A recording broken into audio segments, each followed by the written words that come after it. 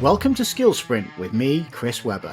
This video is a quick highlight reel of my latest episode of the Commercial Edge podcast. I use my notes and scribbles from the full-length conversation to pull out what I feel are the headlines and lessons from my most recent expert guest. Drawing on my experience, this video gives you all the key points without the stories. My hope is that you can use these tips and tricks to unleash the power of your people. Just finished recording the first episode in a new series on accountability for the Commercial Edge podcast. And what a wonderful conversation it was. I had a conversation with Shireen, who runs a consulting firm who advises professional services companies on how to improve their business performance.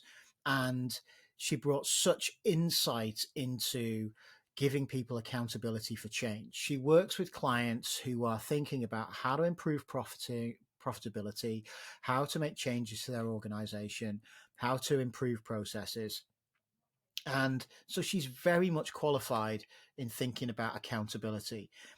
And there were some real insights that I think everybody can take away to help them deliver accountability in their organization. And the headlines for me were, first of all, pick the key things that you are good at in your organization. What is it that you want to be known for? Whether that's in your team, your group, your business as a whole. What are you excellent at? And don't just headline it. She talks about customer service. So what is it about customer service that you are really good at? Be specific and then focus on it. The second thing was then about spending time doing it, because too often the calendars of people don't reflect the priorities of the organization or the headlines of what the priorities of the organization should be. And that's a mistake.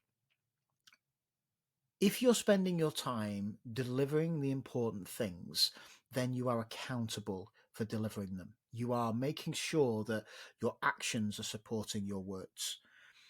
And then the third headline that I thought was important was about having perspective of the organization as a whole. What's the direction of the organization? What are the key priorities? What are you currently doing right now? Where do you want to be in 2 or 3 years? What's happening in the market?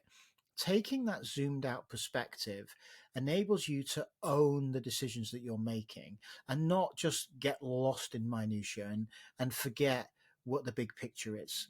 So, having perspective.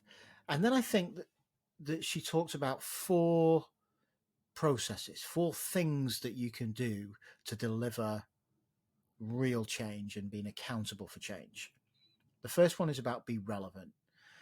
Understand the people, understand the situation that you are trying to change.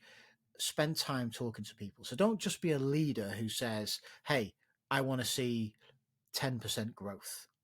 Get to know the detail of what's happening right now.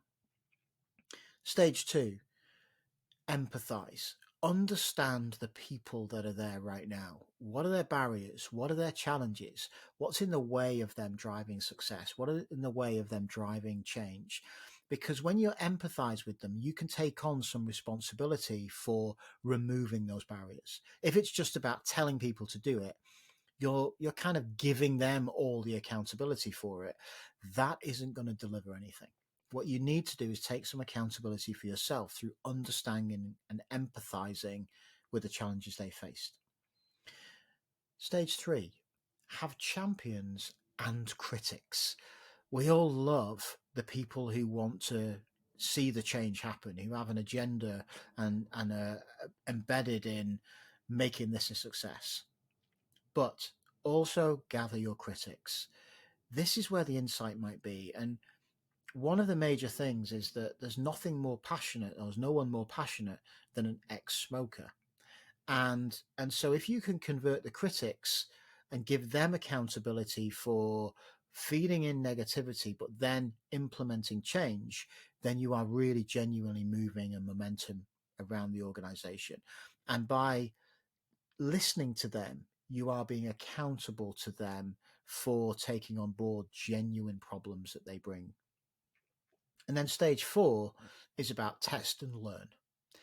If you think you've got all the answers, then you're not accountable for deliverable. If you believe that it's not going to be perfect, I need to change it, I need to adapt it, I need to learn what's going to work and what's not going to work, then you're accountable for that. You are being continuously involved in the change. And that gives you real power and credibility. And so for me, the essence of this first episode of accountability was about sharing that accountability with people. You don't give it to them, it's your job to do this. As a leader, it sounds to me like that's going to have a negative impact. What are they accountable for? And what are you accountable for in terms of delivering expectations and delivering change? Big lesson in this first episode. Can't wait to see where this series takes us.